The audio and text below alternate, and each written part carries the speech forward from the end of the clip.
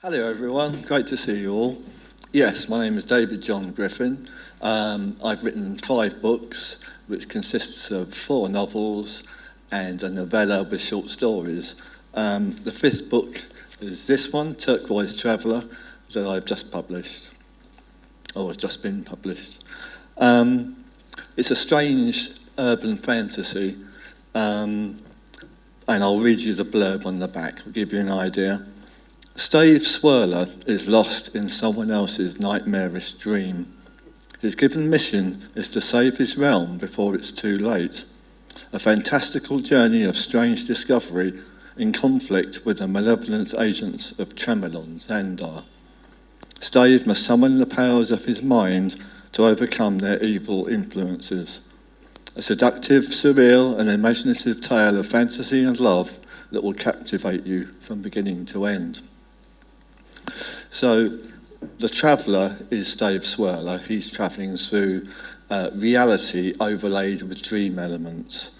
And he has to discover why and what that's all about. And he's being chased by Tremelon Zandar and his evil agents. The passage I'm going to read, he's found himself on an underground station platform that's sealed, he can't get out, and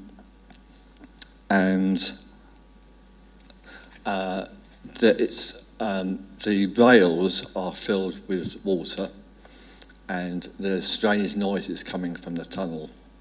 But first he's having an argument with the passengers. Now, reverberating from the darkened tunnel, adding to the sound of slopping and hissing of sprayed liquid, came the noise of squealing and clanging, that of metal scraping over metal, and metal hitting upon metal with a beat and a pulse and a pace.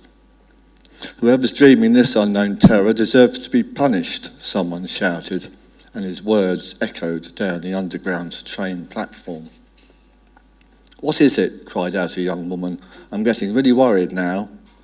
An air of oppressiveness and clamminess descended, no different than that felt with the onset of a storm.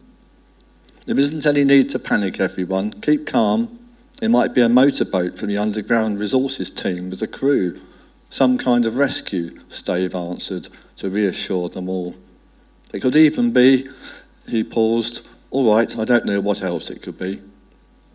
Dario Lar called out over the heads of the others. "Well, that's just dandy, isn't it? He doesn't know what it is." Stave was becoming annoyed. "Fine, you tell us what it is if you think you're so clever." "I never said I was clever. You said you were clever in your clever green suit."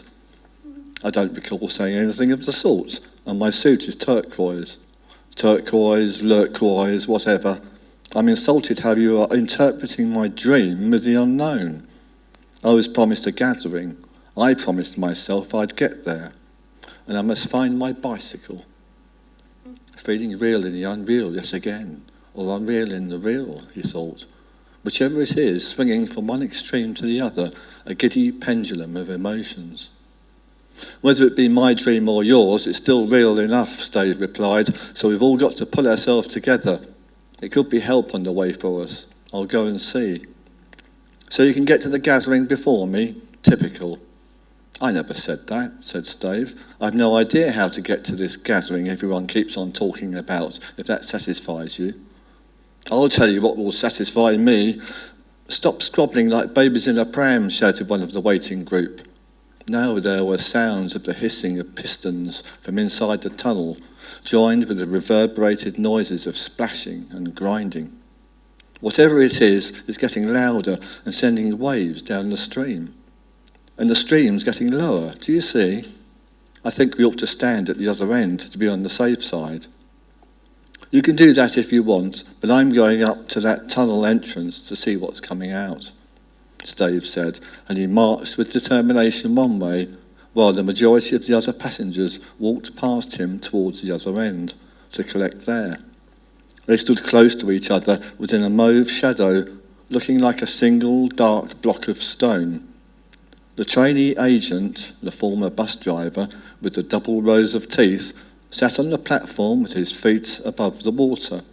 He pushed himself forward and once in, waded away from the noise. As he entered the tunnel at the far end, his shadow disintegrated into grey and blue snake-like shapes and were taken away by the rippling flow of the stream over the tracks. Stave stared intently at the left-hand tunnel mouth to see the beginning of a magnificent metal horse emerge, at least 12 feet high from head to hoof and 14 feet long. Spurts of steam came from its nostrils. Its large head was formed from strips of deep brown iron. The mane was melded strands of alloy on a thick neck.